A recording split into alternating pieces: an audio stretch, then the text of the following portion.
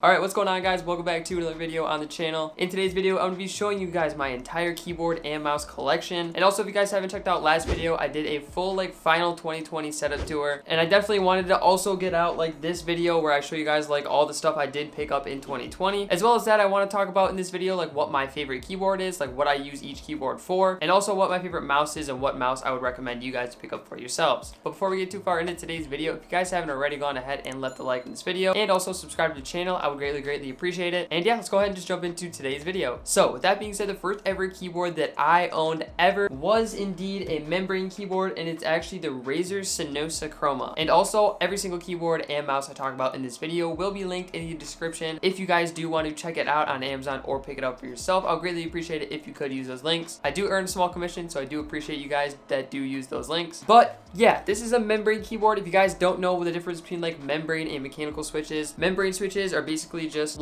all plastics. There's not really any metal, I don't think, in the switches, so they're very mushy. They're not really clicky at all. Just not the greatest, honestly. Probably the lowest tier of switch options that you could go with. But honestly, it served its purpose. I mean, it is also a full-size keyboard, so it was nice having that numpad. Honestly, I'm not a huge fan of full-size keyboards. I actually don't even use a full-size keyboard ever. This is legit the only full-size keyboard I have. Also, the wire is not detachable on this, so it also kind of sucks. And also, you can't really replace the keycaps because they are, again, membrane switches. So this keyboard, I'm gonna give this a rating of 3 out of 10. Honestly, I really don't like this keyboard. I'm probably never gonna use it again. I'd say the only pro of this keyboard is that it's cheap. It's Razer, so it does have really nice RGB. You can definitely still use it with the Razer software, and I really do like how the RGB kind of glows around everything. Honestly, it's not a bad keyboard if you guys are on a super big budget. But yeah, that's my first keyboard. Super bulky. Honestly, just really don't like the size of this at all. So the next one we're gonna get out of the way is actually my personal favorite keyboard, and this is basically my favorite keyboard for gaming, especially when I'm playing Valorant or CSGO. This is my Asusceni 60% keyboard, which is also like a GK61, essentially the same thing. This is by far my favorite keyboard for gaming in specific. It is a 60% keyboard with Gateron white or clear switches, whatever you want to call them. They're super light, linear. I lubed them all. They're super nice. I also did a lot of modifications to the stabilizers and the PCB and everything like that. So it does sound super nice. I love the matrix set of keycaps I also have on this board. You guys can also use code ICE if you do want to pick up a set of these keycaps for yourself off the Matrix website. Will be a link in the description if you guys do want to check that out. But this is by far my favorite keyboard to game with. The RGB is nice. It's small, compact, super fast. I absolutely love this thing. I actually would never use this for editing or kind of just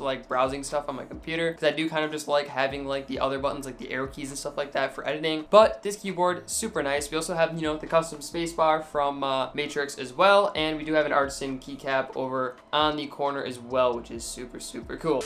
Alright guys, so I actually just started editing yesterday's video, so this is actually the day after. But I was editing and I realized that I totally forgot to show you guys this keyboard that I had. This is actually my newest keyboard, and this is the Gaming K66. But Banggood actually sent this out to me, so again, shout out to them for sending this out. It is actually an all frosted acrylic body. So as you guys can see here, you can see the PCB and everything through it. It's super cool. It has multiple layers of that frosted acrylic body, which is super cool. It's got Gateron blue switches, super clicky. Not necessarily my favorite switch in the world, but it is a nice option to always have, a clicky switch to go to. The RGB as well is also just super cool, as you guys could probably tell with that frosted translucent body. It's only $60 too, so it's actually really not a bad deal. I think if you order it on Banggood, I'll have a link in the description. The shipping might take a while, but your best bet is to get it off Banggood. It's only $60. Has the arrow keys as well if you guys are video editors or anything. Arrow keys are always super nice, as you guys know, when you're editing and doing that kind of thing. But yeah, Gaming K66, and we'll get right back into the actual video.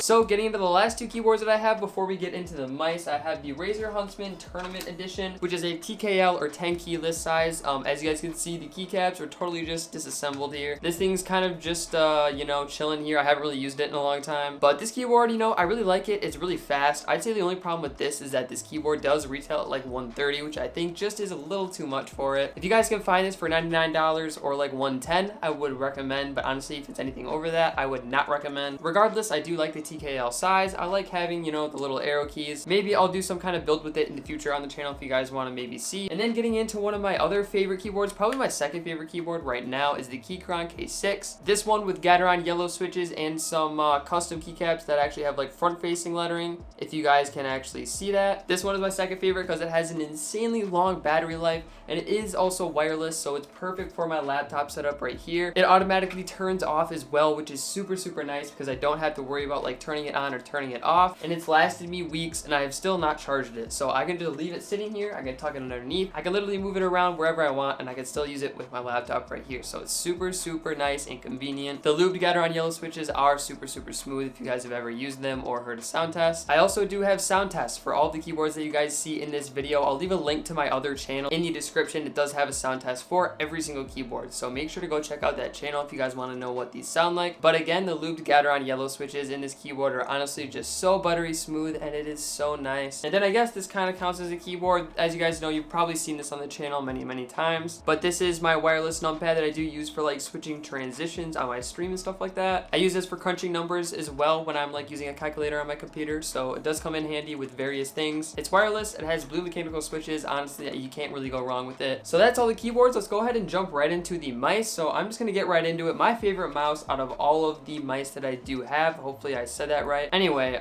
this is my favorite mouse. This is the glorious Model D, not the Model O. So as far as I know, the difference between the Model O and the Model D is that the Model O is ambidextrous, so someone could use their right hand or their left hand with the Model O, and the Model D is in fact ergonomic, so it is, you know, just made for like right hand gamers. So if you look right here at kind of like the front profile, you can see that it's more slanted up right here, kind of giving it that ergonomic design, as well as that the Model D I believe is a little bit longer than the Model O. Me having pretty long fingers, this mouse is absolutely like the perfect option for me. I've never really had a mouse that really fit my hand like this good because I have such big hands, and I also like playing kind of like palm, so I really do kind of like rest my hand on the entire mouse. So this thing is just like absolutely the perfect size for my hand, and if you guys have big hands, definitely check this out. It's also like what, 69 grams, so this thing's absolutely awesome. I freaking love it for gaming. My second favorite mouse is actually the HK Gaming Myra M. This one is just too small for my liking, to be quite honest, but it does come with some cool features like grip tape on the front of it, and you can put grip tape on the side of it as well.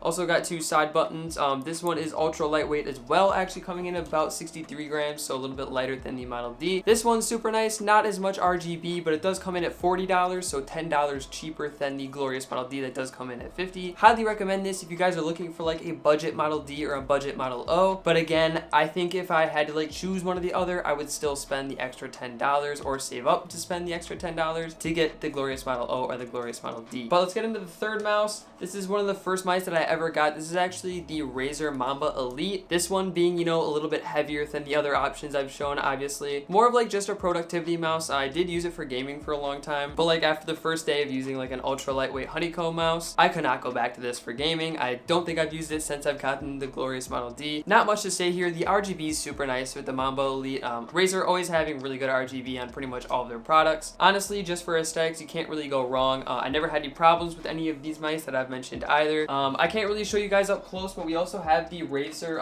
DeathAdder Essential, I believe it's called, and I have it in white, so this is more of just like another productivity mouse, a little bit heavier, which is what I do kind of like for just like browsing the internet or like editing videos. I actually got that one on, I believe it was like Black Friday for like 20 bucks. No, I believe I got it for like 15. It's also white, and I really did like the aesthetic with it kind of like matching my desk and kind of like just the general aesthetic of my room. And yeah, I think that about wraps up all of my keyboards and all of my mice that I own. If you guys have any questions about any of them, make sure to go ahead and leave it in the comment section down below. I do try my best to answer every single comment on every single one of my videos. Again, if you guys liked the video or found it helpful at all, I would appreciate it if you guys could like the video and also subscribe to the channel. Again, all links in the description to every single thing that I mentioned, as well as an Amazon storefront if you guys want to check out any of my other setup stuff. I appreciate you guys for watching. I will catch you guys in the next video on the channel. Peace out, y'all.